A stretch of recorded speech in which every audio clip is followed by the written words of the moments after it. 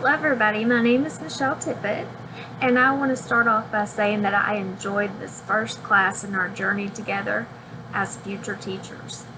I have learned a wealth of information from this course that I can integrate into my future elementary classroom.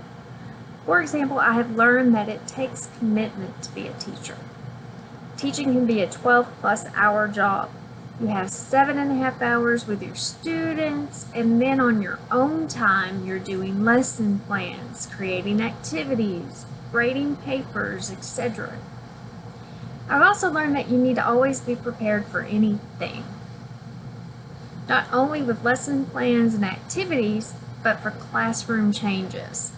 For example, one day may go smooth where students are connecting with concepts, hitting home runs, and the next day you could be teaching in a classroom with a broken air conditioner in the middle of August during the hottest day of the year, where teacher and students are striking out left and right, wanting nothing more than to be anywhere else besides the classroom. And this is a true story. It happened this August. It was horrible, but we made it through. Another thing that I've learned in this class is that technology is here to stay, and the internet becomes your new best friend. It is important to stay up to date and in the know of new technology trends. The internet not only provides critical thinking activities for students, but support and advice, especially for first-time teachers from fellow teachers, in the form of blogs, dedicated websites such as the American Federation of Teachers, the National Education Association, and message boards. The biggest challenge of teaching that I foresee is balancing the different learning needs of my students into one lesson. No one child learns in the exact same way. Some are visual learners, some are auditory learners, some learn more doing hands-on.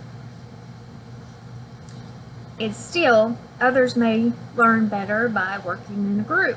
Some learn more by doing independent work.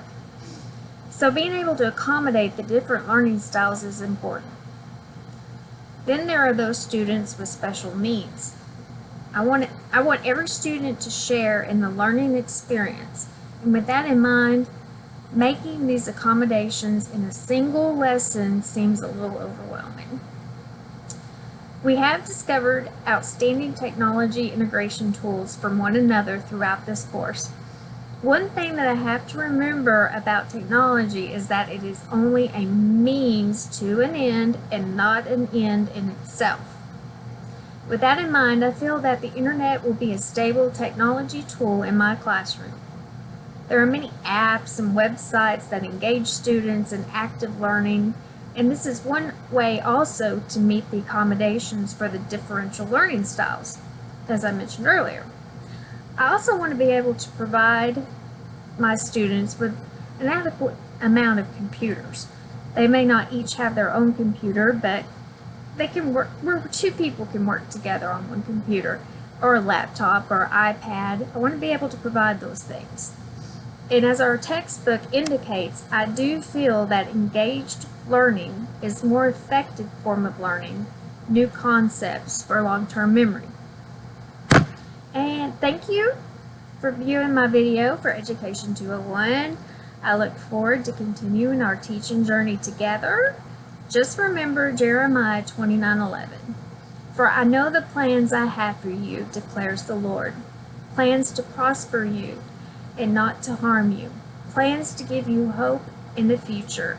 And I hope that for all of us. So many blessings. Have a great day. Goodbye.